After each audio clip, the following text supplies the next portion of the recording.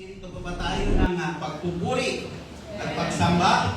Amen. Dapat lamang, pagpatuloy sa bawat isa sa atin ang pagkilos at pagpupuspos ng banal na Spirito ng ating Panginoon.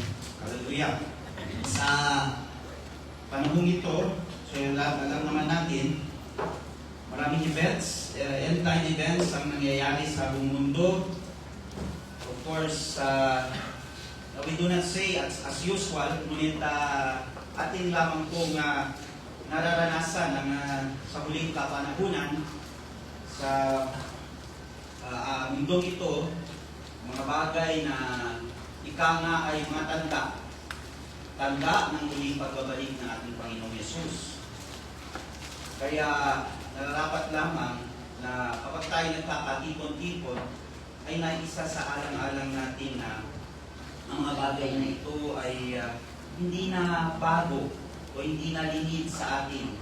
Ngunit ayaw din natin itong itrato na parang usual na lamang na dumadaan sa ating buhay. Ngunit ito ay may kaganapan. Ito ay nangyayari dahil nandito tayo sa kapanahunan ito.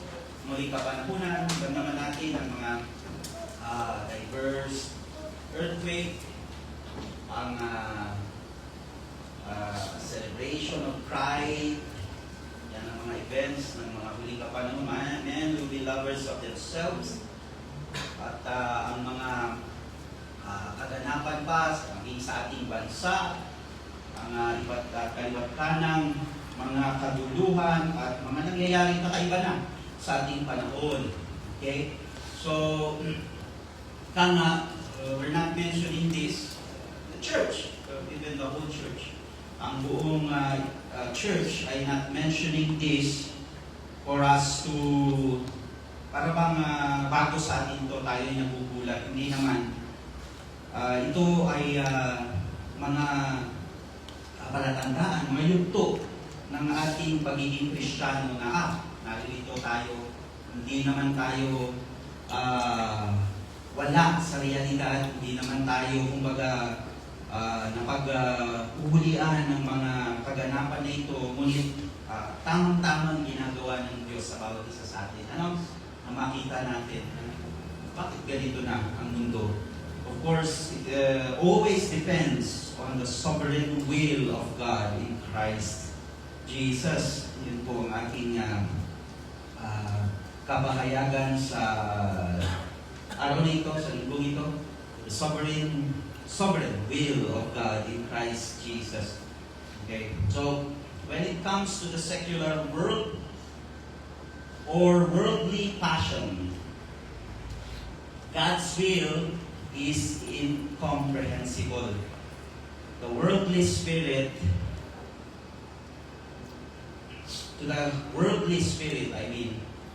God's sovereign will is mysterious. Kaya nga, huwag natin iasa sa mga mundong bagay kung ano ang kalooban ng Diyos. Of course, we will never get or understand it kapag tayo ay nasa makamundong pananaw. Kung tayo mismo ay dumarating sa punto na walang pinagkaiba sa mundo, minsan sa pananalita, sa pagkilos, that includes even the social media sa panahon ito. Malaking porsyento na ng buhay natin ay may porsyento na ng ating life ay nasa social media din. Okay? So kahit pa malalim ang katuruan that we receive, we cannot understand the will of God. Amen? So bakit ba natin laging minimension na ang church na ito ay malalim ang katuruan? Or even other church, especially churches that are now ay inilalahad o itinuturo ang kingdom messages. Ang pagdating na kaharian ng Diyos. Okay? Bakit napakalalim dito?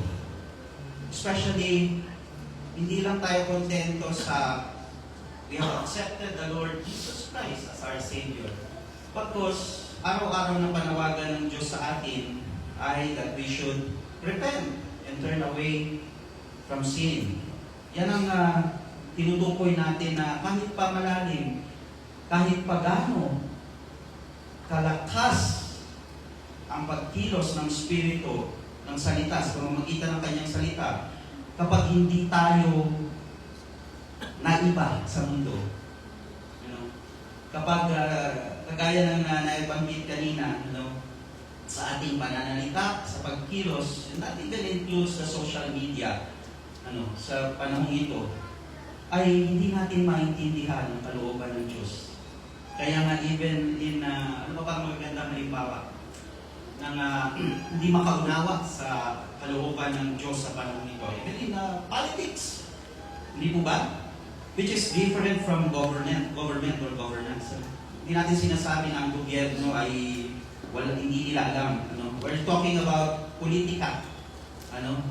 That game, ano pa bang mga tawag ng sa kapanahunan natin, yung sindikato, magulong mundo ng politika. Di ba?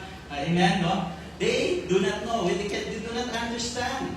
No? Hindi maunawaan ang kalooban ng Diyos. Kaya sa mga tunay na sumusunod sa Diyos, ang kalooban na ay nailalahad sa true church or the body of Christ sa panahon ito. And tayong mga magkakapatid, sa panahon din ito, bukod pa sa mga tanda na ating nakikita, bukod pa sa mga bagay na ating nararanasan na matindi ng kaliwatanan ng kalamidad, kaliwatanan ng kabuluhan.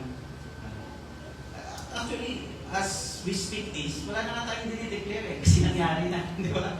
It's happening, Wala tayong dinideclare, we're not even, and in the Bible, the last days, the book of Revelation, alam nyo, wala nang kailangan utterance Wala nang, kunwari, may narinig tayo sa, mga tao. Diba? Baka ganito ang mangyari. Baka ganito. Alam nyo, sa simple na prayer na lang natin, in Jesus' name. Diba? In Jesus' name, thy will be done. Your sovereign will be done. Kasi may mga bagay na, baka ito ang mangyari. Ito na yung tinatawag nilang ganito, ganyan. Diba? Okay, nung minsan even though siya ay nasa religiyon, may nakapag-share ako sa isang tao, Protestant, siya ay Protestant, sabi niya, ito naman, sabi kong ganyan, okay lang ba na sinare ko sa iyo yun? Okay naman po kasi nasa last, ito na nga po talaga yung signs of the last days. Sabi niya gano'n, praise God, sabi ko. So tayo mga Kristiyano, ang task natin is dapat tayo manalangin. Amen? No? Kapag may nag-aatal na ganyan, so yung kapatid na yun, hindi niya naman inaatal na parang, baka itong mga mangyari. No? We're not, yung mga, nang tawag nila doon sa mga manghuhula. Dahil tunay na naihula na ito sa huling kapanahunan. Ang nararapat natin gawin kapag nanggagaling yan sa mga, especially in the words of unbelievers, or even in the words of Christian, mga Christian na hindi maintain yung kanilang mouth, biglang, baka may mangyaring ganito. Katat yung takot sa mundo.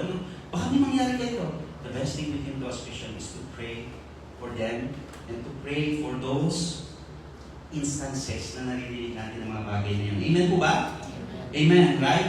Kasi, in the book of Revelation, higit pa sa sumpa, mga kasumpa, these are perilous times, ang sabi ng book of Revelation, di ba? Wala nang tutumbas sa, baka madapa ka dyan, di ba? So, huwag ka na nagsasabi ng masama, di ba? Pag ganun, ayaw natin minsan na naririnig sa mga tao, baka makalisod ka. Kang nagsasabi ng mga curses. Actually, may mga higit pa yan. Amen? The best thing we can do if a person like that is tactless or hindi mabibilan yung kanilang mga words that brings evil spirits sometimes or dark spirits is to pray, di ba? Okay? Maybe rebuke them kung kakilala mo, di ba? Pero pag stranger dyan, huwag mo na pakitaan ng evil to evil, right? Just pray for that person. Kasi marami ganyan, cussing, ano pa ba ang mga naririnig natin? Ay, grabe, gossips, di ba? gossip, stranger siya, hindi natin mga kilala yan, pero hindi na, we don't know what manner of spirit ang lumalabas sa kanila. Amen? No. Pero tayong mga nananampalataya sa Diyos, we should pray for them. Yan ang task natin, isang task. Hindi naman though kami dito nagtitestify sometimes, tinitestify namin na we should share the Word of God, kailangan na ibabahagi natin. Ngayon, lalo na doon sa mga nagbabahagi na minsan, nagugulat ako, Kristiyano na eh.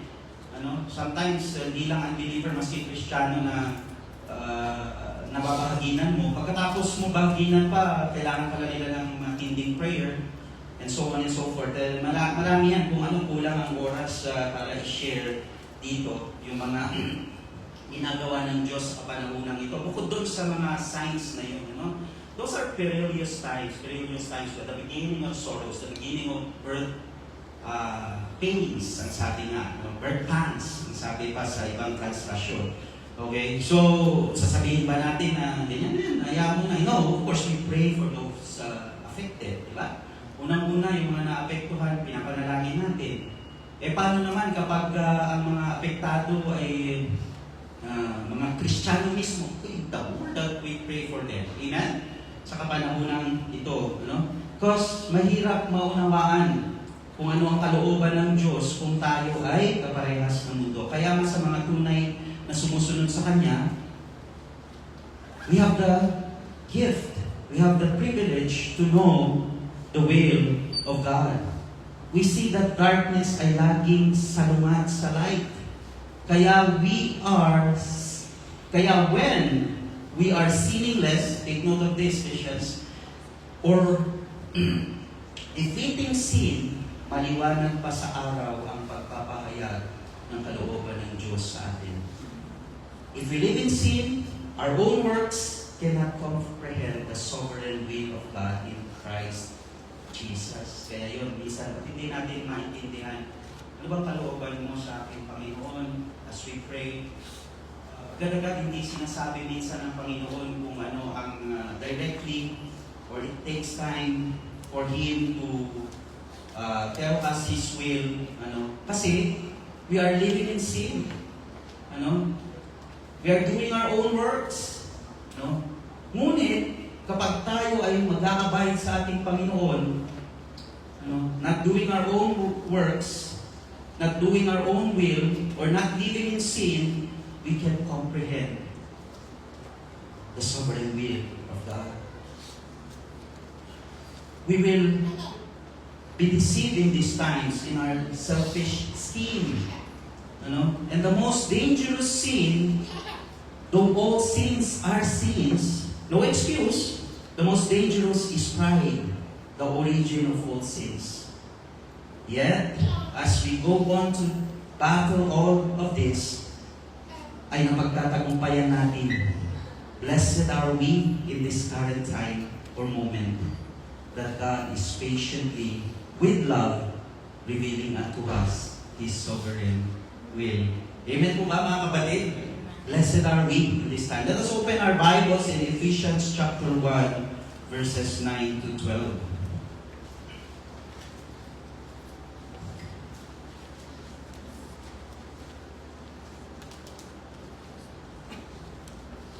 Ephesians chapter 1, verses 9 to 12.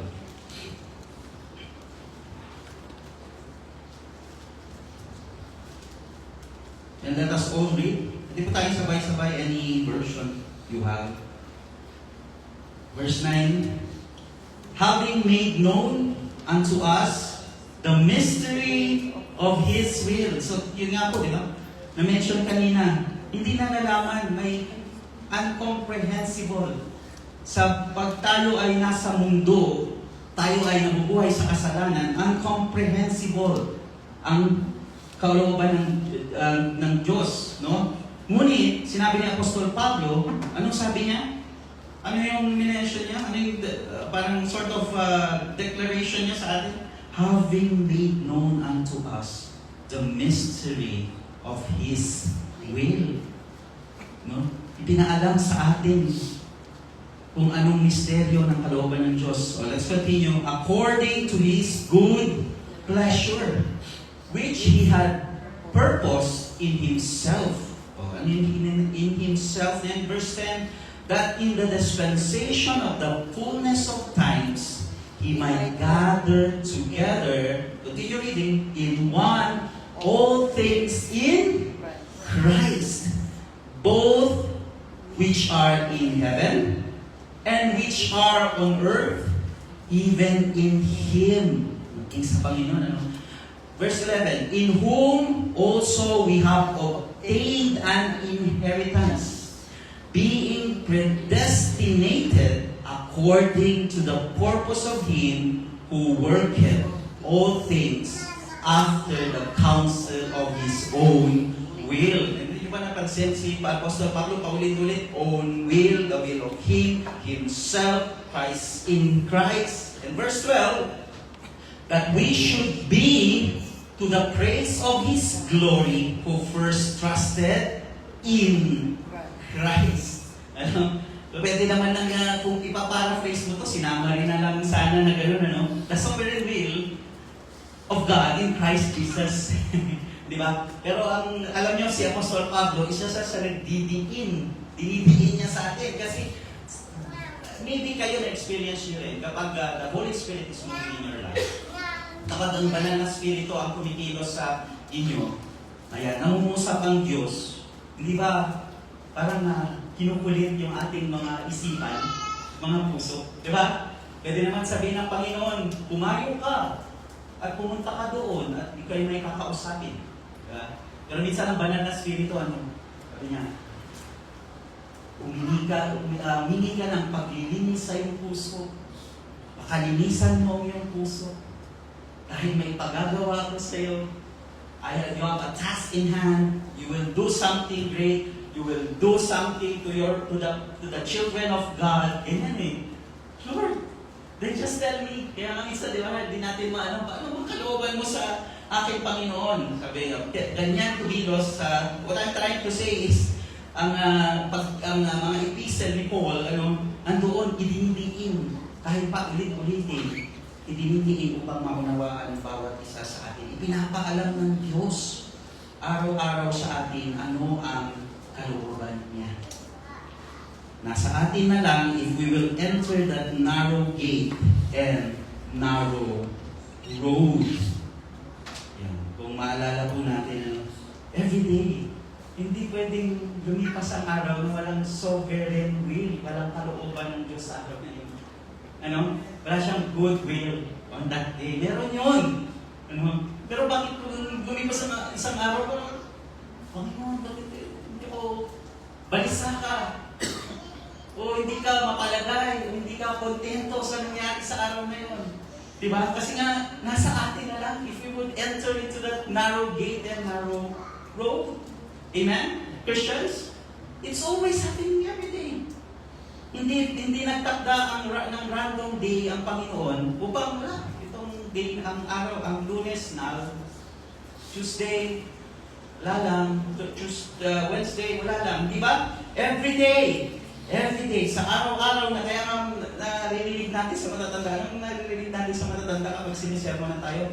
Sa araw-araw na ginawa ng Diyos, wala ka nang ginawang tama. Sabi, naalala niyo yung mga lola-lola noon? Amen? Sa araw-araw kasi na ginawa ng Diyos, may kalooban siya sa bawat isa sa atin. Ang lahat ng righteous way of God ay naitakda na through our Lord Jesus Christ. Kaya nga kapag may mga ganyan, signs of times, end times, we all know in our hearts the peace that God gives us. God gives us peace even though tragic, grabe, daming mga namamatay, daming nawawala ng tahanan, daming natatakot, daming naguguluhan, hindi ba? Pero the peace of the Lord Jesus Christ, the peace that the gift of the Holy Spirit ay binibigay niya sa atin para maintindihan natin na this is the sovereign will. Amen. Kasi ang emosyon natin minsan madali, kung kagaya ni Jonah. Madali minsan yung pag may nangyari sa bansang yun o sa lugar nyo, kasi tigas ng ulo. Diba? Remember Jonah? No? May pinagawa sa kanya ang Diyos, pero siya pala yung matigas ang ulo. Amen? No? Ang tingin niya sa sarili, mas nililigtas yung mga yan. Ang titigas ng ulo, yung mag-repent. Di ba? Yan ang kadalasan, yung flesh natin, yung emotion natin. Kasi ganito. Different places here in the Philippines, madali tayong, kasi ganito sila, ganyan sila. But as we go along in this faith, as the Lord teaches us and rebuke us, what they needed are prayer. Amen. Kasi tinuruan tayo ng Diyos to love even our enemies. Di ba? Amen? No? Hindi tayo yung, sa Ilocano? Taitam. Narinig nyo na yun? O, yung mga bata tayo, when we are teenagers, teenagers, huwag niyong gagayahin to, Huwag niyong gagayahin mga young people, Buti nga, sabi nga sa Tagalog. Buti nga, no. Christians are not like that. Amen? Christians should love, even they look at that as enemies. Hallelujah? Amen. And yung kapalit, yung, di ba, kasi yung politika ng isip mo, ng emosyon mo. Pero matitigas naman talaga ulo lang. Hindi, that's it. What the Lord says in what Apostle Paul wrote in his epistle. Anong sabi niya? Nilahad sa atin ang mystery of His will. Kaya naiintindihan natin mga kapatid. Kapag sinabi natin, that's the sovereign will of God in that place, in this place, in whatever happening, whatever circumstances happening around the world, that's His sovereign will in Christ Jesus. Hindi rin sinabi ng ating Ama, na gusto ko lang, Diyos ako ako ang Ama. No. Anong pag sinabi niya? He is so loving to us that He says, in Christ Jesus. Kaya gano'n na lang si Apostol Pablo, in Christ. When nilalahad sa atin yung kalooban niya, in Christ, the Lord Jesus Christ. Amen? Amen. Kaya tinuturuan na tayo maging sa mga awitin natin, Lord, let me fix my eyes on you. Kasi doon natin naunawaan, kaysa mag-develop ang hatred sa atin, our emotion, or our own will, kasi is, there is a bad emotion. Baka kasi may good emotion. Kasi ang soul natin, yung nililigtas ng Diyos, mind, will, and emotion. Diba? So yung ligtas na parte ng natin is good mind, good emotion, and good will. Right? Diba? Nandun tayo nakapalo. Hindi ligtas na parte sa atin na kinakrush pa ng Panginoon. Kaya hindi niya tayo pinapatahimik, hindi niya tayo, lagi niya tayong tinuturuan. Kasi love tayo ng Diyos, diba? Discipline, love. No? Kapag hindi niya naman inayos yung buhay natin, inayos yung isa't isa sa atin, hindi tayo love ng Panginoon. Amen? Right? Kaya tayo dinidisiplina ng Diyos. Yun namang bahagi na yun is bad emotion, bad mind, and bad will. Right? Amen? Amen mga kapatid, malinaw naman po siguro yan.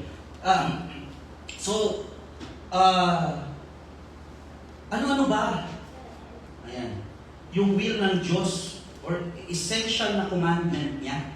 Okay? Yun nga, hindi niya tayo iniwan na mystery yun sa atin. Actually, He revealed that mystery. Kanyang ipinaunawa ang misteryo ngayon.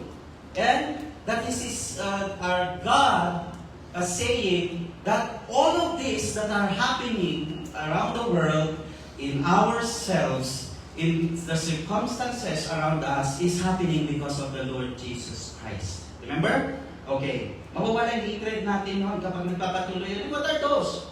Essential commandment. Love the Lord with all your heart. Amen? Mind, soul, and strength. Love one another is essential. Amen? The way we love one another. Paano ba mag-love one another? Kasi maraming misinterpretation. Gusto ko tulungan ako ni brother. Gusto ko tulungan ako ni sister. Well, there is more than that. No? That meets the eye. Tama. Ang loving one another, ayan ay lalampas pa sa iyong pagkatao. Aside from your, di ba kasi, di sana kung ang litaw lang ng mga nakikita lamang charitable institutions, ano pa yung mga help, yung mga aids, yung mga foundations, yan, di ba? Naririnig natin yan. Mga billionaire ang mga may-ari na, right? Millionaires, right? No? Edi, sila ang nasa kalooban ng Diyos. Are they the one? But bakit natin minention kanina that the church? the church, the true church in this time, the body of Christ, they are the ones who know the will of God. Why the billionaires? Hindi makontento. Nagsisuicide dahil kinulang na siya ng billion niya. Naalala ko yung pastor na rabbi, or rabbi pa yun. I don't think he's rabbi, but he's a Messianic Jews. May kaibigan daw siya, nag-suicide. Kasi dati, multi-billionaire siya. Inabawasan siya ng ilang billion. Grabe yung problema, di ba? Grabe yung problema sa mga kapanahonan ito. Okay, why? Di ba? Why do they don't know the will of God kahit na meron silang tulungan ng mga ginugutom? Di ba? Instead, they are just being used by God to help others, but they themselves cannot help themselves. Amen? Because they're confused. They do not know the mystery of the will of God. Amen ba? Amen. So yun, malinaw sa atin yun. So, what is it? It goes beyond what meets the eye. Sabi nga, sinasabi rin ng salita ng Diyos. Naroon ng alin. Paano natin ibigay ng isa't isa? Of course, number one basic is we pray for one another. Ano ba? Basic. Di ba? Pray na lang ba lang? Pray ko kailangan ko naman ng ganito. Well, if the Lord allows, Lord willing, kung kaya mo magbigay ng aid, kaya mo magbigay ng sabi sa salita ng Diyos, always remember the poor. Amen? Lalahanin yung may hirap. We extend. But it's more than that. Ano pa? Ano yung pinaka-the best? When you see either a believer or a non-believer, you should care for their salvation. You have compassion in their salvation. Ligtas kaya ako kapatid ko. Ito ang asawa ko. Yan, nata-challenge tayo dyan. No? How do I win my husband? How do I win my wife? How do I win my children? Diba? That's the greatest love that the Lord poured in us. Diba? Love others as yourself. Diba you're so concerned of your salvation? Lahat ba tayo? Are you not concerned sa kaligtasan natin? I mean, we are, natin yung blessed assurance of the Lord Jesus Christ, right? Pero every day, ano ba siya? Consistent, no? Right? Hindi siya consistent sometimes, di ba? Nandun pa rin na, we seek the Lord, right? God is doing that. Kaya nga, it's so narrow A narrow gate and narrow road for us to go there. Kasi kung napaka-wide niya, ang dali-dali everyday makasunod sa Panginoon. Amen? No? Pero hindi. You have to enter that narrow gate and narrow road, di ba? Kailangan mo. So, parang kulang pa, di ba? Ang Diyos parang lagi siya humihingi ng more of us, more of Him, right? More and more of Him. Amen? No? Doon tayo dinadala. Okay? So, hindi tayo minsan makontent agad sa fullness ng salvation na yun. Di ba? It's good, right? That's why we press on. Di ba? Kaya tayo nagpapatuloy pa. Otherwise, hindi na tayo magpapatuloy kung ganun kadali. Amen? So, in other words, hindi ganun kadali minsan na yung damdamin natin, yung buong pagkatao natin ay buo na satisfied na tayo sa ating salvation. Amen? Naunahan niyo mga kapatid? Naunahan niyo? Hindi na tayo satisfied. What more others? How can you show love to others? That's your love for yourself, right? Amen? Na nais mo lubusan ng kaligtasan sa iyo. Nais mo rin lubusan ng kaligtasan sa iba. Amen? Of course, in accordance to the will of God, you cannot save. We have no ability to save others. Amen? Only Christ. Diba? Working in us. Amen? Being instrument. We are being instrument. Ginagamit tayo ng Panginoong Jesus kaya may naliligtas na iba. Amen? Amen ba mga kapatid? Praise God. Okay? So, what else are essential? Essential din yung husband, love your wife. And wife, submit to your husband. Yan ang mga essential will of God sa kapanahon to. Yung train up a child in the way they should go. Hallelujah! Children, obey your parents in the Lord. And parents, do not provoke your children. Aba, tignan nyo, kung nasusunod kong basic every day, this is so narrow, no? Diba? Madali dito, kahit tumawag ako ng sino yung marunong ng magbasa nito, ipabasa ko sa kanya, he can mention it, right? Tawagin ko dito sa harapan, it's easy, right? To mention this to husband, love your wife, submit your husband. Kaya basahin, no? But this is a narrow gate and narrow road for us to take every day, right? Para tayo ay makasunod sa kalooban ng Diyos araw-araw. Hallelujah? Do we understand that? So it is so important. And if this is happening every day, hindi na mahirap. Alam niyo ng kalooban ng Diyos. Amen? Amen. Veterans, okay. It could break curses or cycle of sin in our lives. Kaya minsan, pabalik-balik lang yung kasalanan niya. Pabalik-balik lang yung cycle of sin na yan. Because a husband does not love his wife. And a wife does not submit to her husband. And children are not obeying their parents in the Lord. And parents are provoking their children. Ano sa tingin nyo? Mag-break yung curses? No! Amen? It will be a cycle of sin. It will be a generational curses. Diba? Ay, magsama tayo, mag-pray mo ako, pastor. Pastor, ay mag-pray mo ako. Hindi maaalis yan! If we do not know the basic will of God in our lives. Amen? Most of us, marami sa kapanahonan to, have already gave up on their children. Christians alike. Ayaw na nilang i-train ang kanilang mga anak in the way that they should go. It doesn't matter what the age of your children. Ito nga, nakikinig sa akin ng mga magulang ko, pero pag pangaralan ako ng mga yan minsan, nandun pa din. No? Ayaw na makaka-train. Hindi masubig. Kailangan i-train pa din nila ako in the way that I should go. Amen? Amen? So this is not just a hypocrite talking here and just giving sermon. We are moved by the Spirit. Ang mga kapatid dito na nasisermonan kayo, main business. Amen? Pag hindi makikita yung anak natin na image and likeness ng Panginoong Jesus, we will just be caught in that cycle of sin, that cycle of life. Masakit, right? Pag isasaktan tayo lahat, diba? It's not easy. It's not easy to enter into that narrow gate. Kaya nga siya narrow gate and narrow road. And the Lord is moving us in this time. These are essential, basic will of God. Husband, love your wife.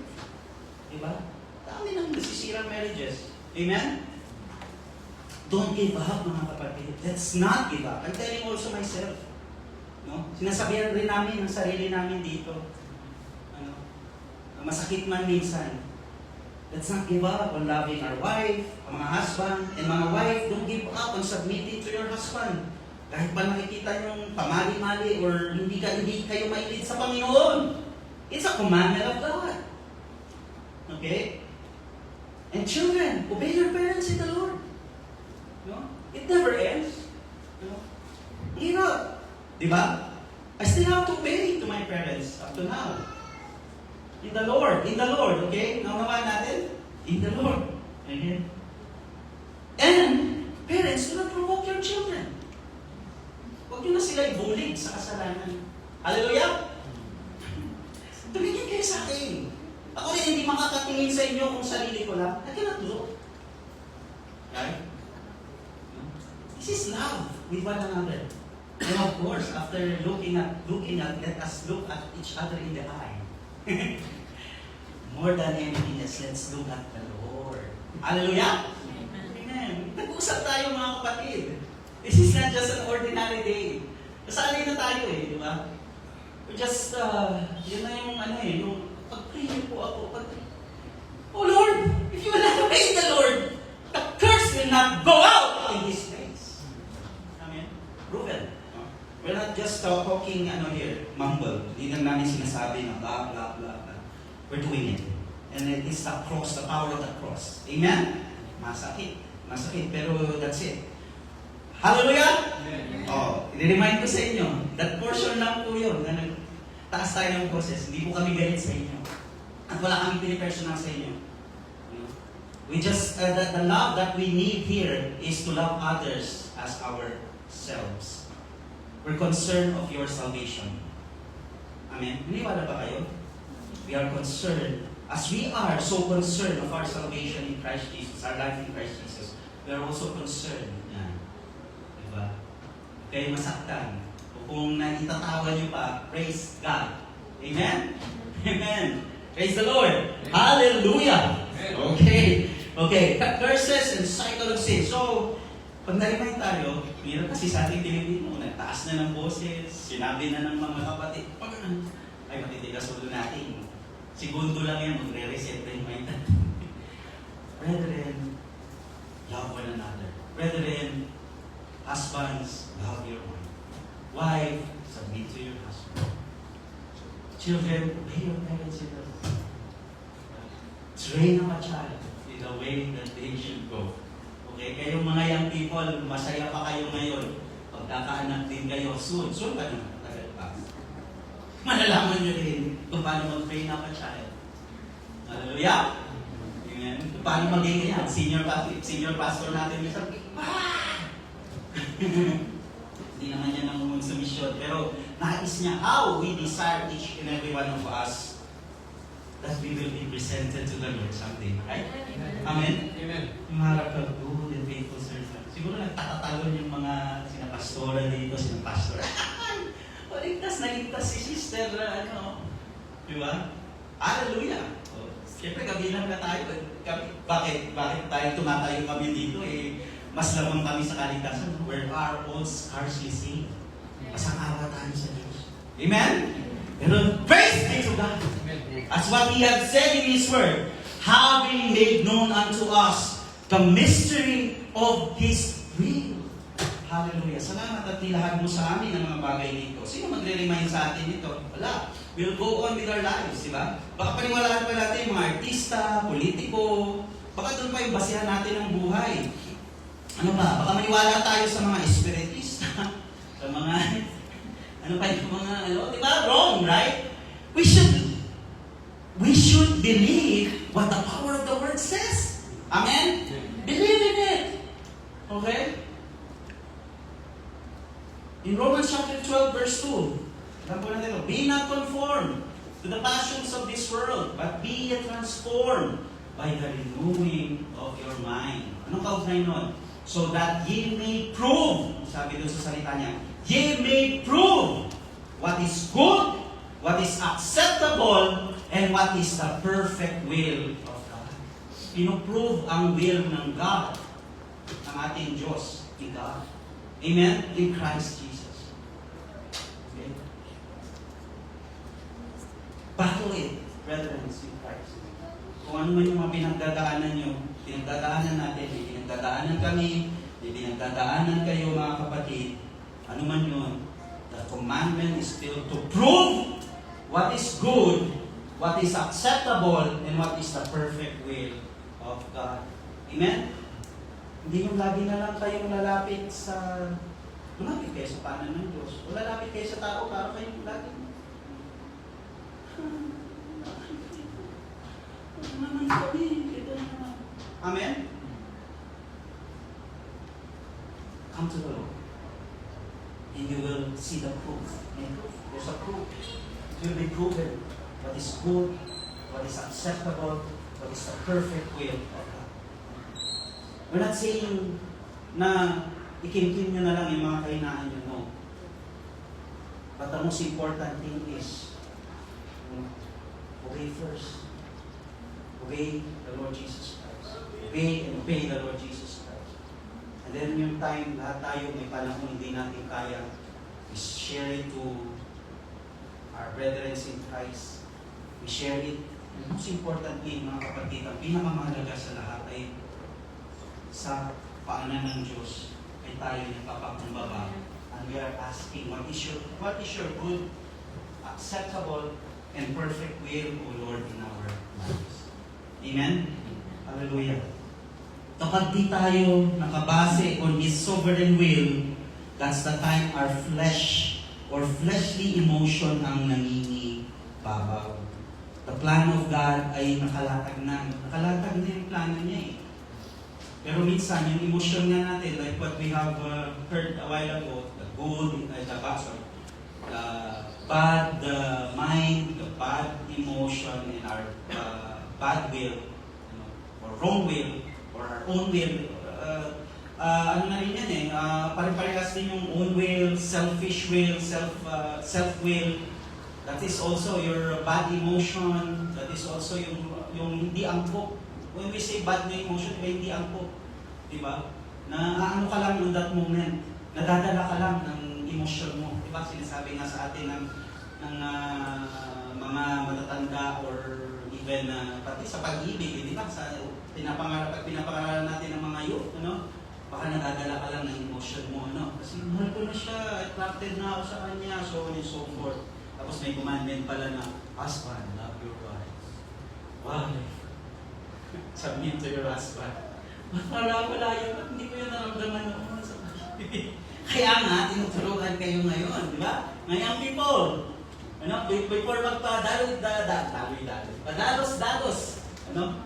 Paulit-ulit na yan. Sabi ko kayo, hindi yan parang kami na pag mainit ay luluwa. Sabi ng matatanda. Tawa kayo ng tawa, pero susunod tayo.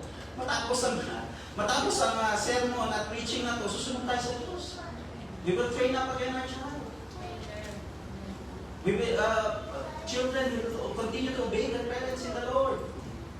Amen? And parents will not provoke their children. Essential will of the Lord in this time. Diba? Okay? Hindi natin alam kung ano yung... Amen? Hindi natin alam kung ano yung mga kapanahunan sa... Hindi natin alam ang mga nangyayari sa kapanahunan na ito. Kaya napakahalaga na natuturuan ang bawat isa sa atin. Hallelujah? Okay. So our fleshly emotion ang nangingibabaw. The plan of God ay nakalatag na sa kanyang salita. If we abide, then the image and likeness of Christ is formed in us. That is what happening when we do His will. He delivers us from evil, principalities and forces of darkness in this world. Kaya tayo nakakalagan. Kaya kapatid, for me personally, o maging siguro mga kapatid natin dito, hindi tayo naniniwalang pabalik-balik na lang yan.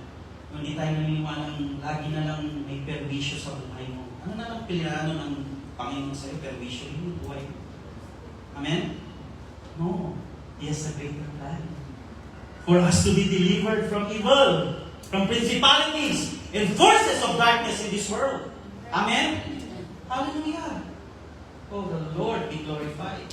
Kasi He has a plan for us like that. His perfect will. He has His perfect will in us. Okay? In Psalms chapter 121 verse 7 to 8, ito nawa mag-encourage sa inyo. Kung medyo mabibigat man ang ating naririnig. Psalm chapter 121.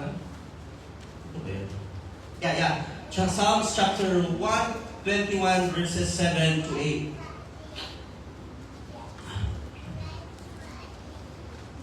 8. These words encourage you.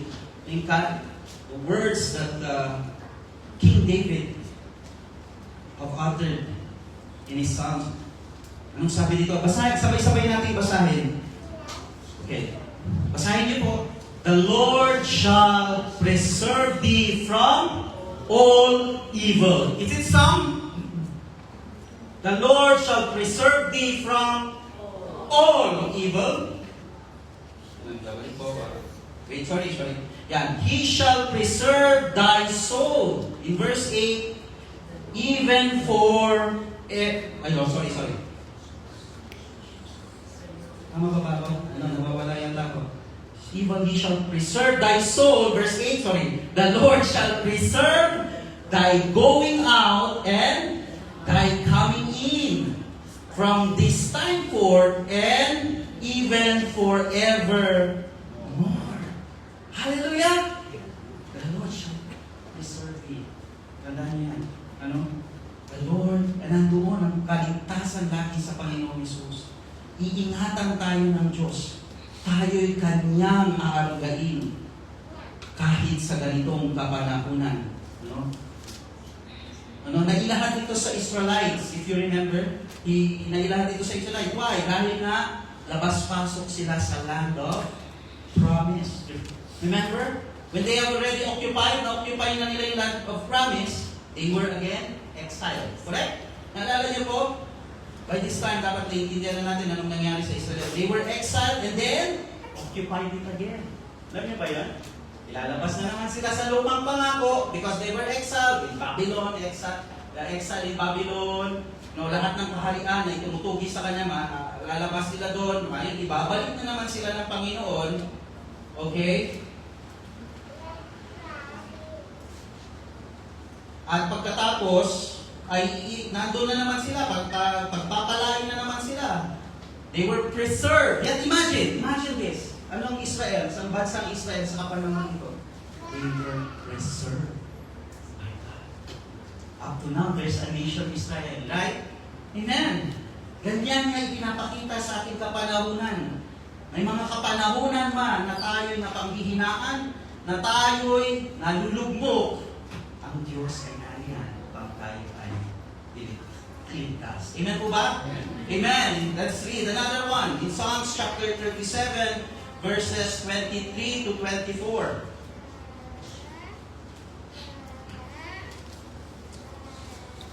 Psalms chapter 37, verses 23 to 24.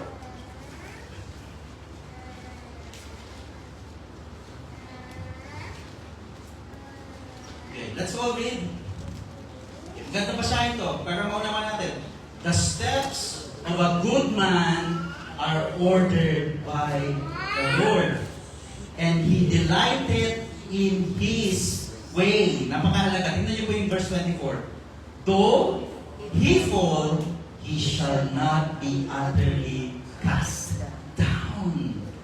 For the Lord upholdeth him with His hand. Hallelujah. Now, ulitin natin. In verse 23, the steps of a good man are ordered by the Lord, and He delighted in His way. Verse 24, though he fall, he shall not be utterly cast down, for the Lord upholdeth him with His hand.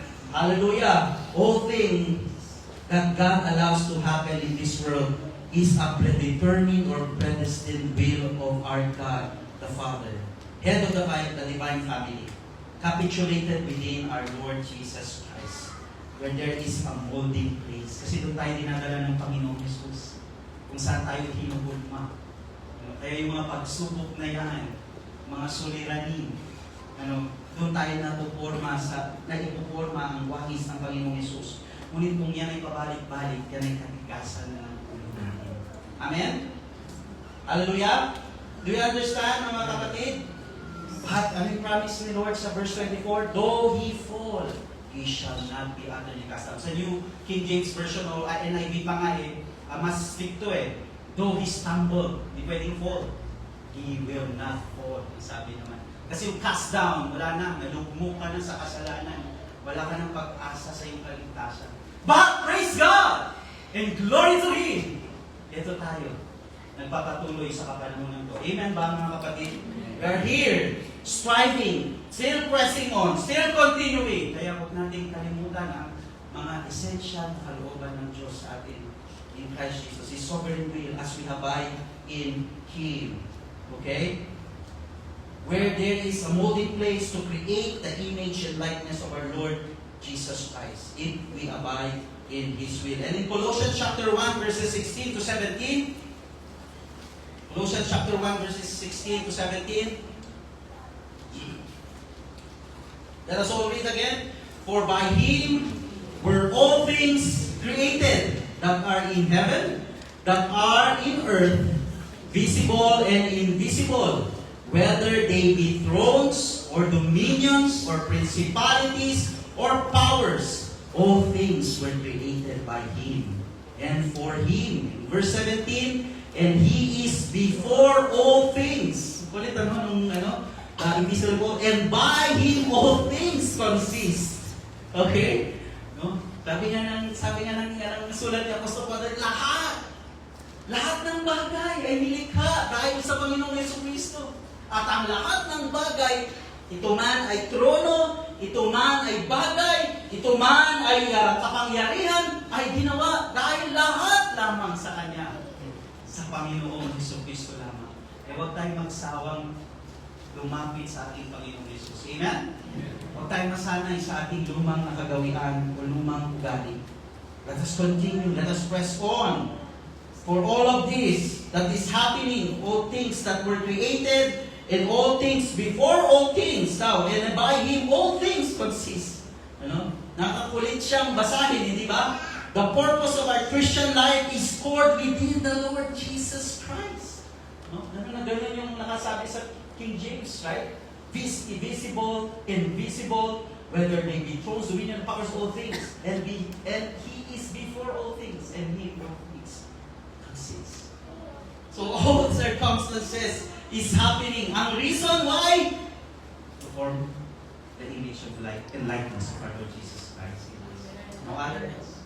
Wala na po. Hindi to form a pastor in you, to form a worship leader in you, but to form the image and likeness of the Lord Jesus Christ. Gift will follow. Amen? Susunod yan, yung kung ano yung nagtakda sa'yo, kung ano yung palawagan mo. Kapag tayo'y nagpatuloy. Hallelujah! Amen. Praise be the Lord, Jesus Christ. Dito na po, malapit na po ako magtapos. So, all this reason and manifestation of which is it is working because the Lord Jesus Christ is working on it. Kapag sarili natin gawa, tandaan natin mga kapatid, if it's our own, hindi talaga magmamanifest ng image ng Panginoon. Alam na natin yan. Kaya nga gano'n na lang eh. Lipas na lang ang panahon of all the things that we have thought of, mga scheme natin, mga gimmicks, mga lahat ng naiisip natin pwedeng gawin, ganito, ganyan. Minsan nilipas na lang yan kapag hindi na-create ang image and likeness of the Lord Jesus Christ. If na-create ang image and likeness of the Lord Jesus Christ, it will prevail again. Mapangyayari. Tama ba natin? Magpapatuloy. Kaya may mga tumatayo pa rin dito. Kaya may mga nagsasamba pa. Amen? Amen? Amen, children of God. Hallelujah. It will prevail for it is the Lord Jesus Christ. Of course, ano pa ba? We will all attest. Nandito pa ang church na ito. Amen ba? Because it's prevailing. Amen? It is creating the image and likeness of our Lord Jesus Christ to each and every one of us. Hallelujah! Amen. Oh, glory to God. Lalo nating naunawaan. Pero of course, hindi dito natatapos lagi na lang ito. It should continue and it should press on until the end. Okay? Because the Lord Jesus, naulit ko na. In 2 Timothy chapter 1 verse 9, who had saved us, Paul continued to explain. Iba-iba na itong epistle, pero pag titignan nyo, paano niya i-explain yung sovereign will of God in Christ Jesus. Meron another, sumabay na lamang po kayong magbasa. 2 Timothy chapter 1 verse 9, who had saved us and called us with a holy calling, not according to our works, not our own works, but according to His own purpose and grace, which was given us in Christ Jesus before the world began. Man simula na ito, bago pa ma-establish ng Jesus Christ, the servant king, ang church in Antioch, inorpos na ng Ama, inorpos na ng Diyos in Christ Jesus, why we are here gathered together. Amen? Before the world began. Ephesians chapter 3 verse 11, according to the eternal purpose. Ulit-ulit po, no? But mind you, napakaganda. According to the eternal purpose which He purposed in Christ Jesus our Lord. Amen? Nakulitan ba kayo? Sa sulat ni Paul? Sulat ni Paul yan, ha? Pero gusto rin namin ulitin. Hindi kami yung nagdi-disclaimer, hindi namin sulat yan, ha? Sulat ni Apostol Pablo. Hindi gusto rin namin ulitin sa inyo. Mga kapatid, hindi kami magsasawa. Amen? Kayo, huwag kayong magsawang i-train up yung mga children nyo, ha? Huwag kayong magsasawang mahalin ang inyong mga asawa, ha? Kamahal-mahal yung mga yan. Mga wife. Amen? Okay, tayo pa-upo dyan, ha? Tapos yung mga wife, patuloy kayong mag-submit kayo husband nyo, ha? Mga wife, mother ko, pag-ganun-ganun sa akin, wala nang, hindi ko maalam po. Diba? Mga wife, patuloy kayong mag-submit sa husband. Amen? Yung mga children, patuloy kayo. Children, lahat ng may mga magulang pa hanggang ngayon. Children, obey your parents in the Lord. Amen? At mga parents, lahat ng parents, or acting as parents. Hindi naman kailangan yung magulang na talaga, yung may nag-aaruga ka. Parents do not provoke your children. Amen? And of course, the greatest of which is to love the Lord with all our heart, mind, soul, and strength. And love others. Hallelujah! Praise God! So, yun lamang po, tayo pong lahat ay tumayo at manalangin. The Lord lead us, brethren, into this. We need this strength sa panahon ito. We need it. We really need it sa panahon ito.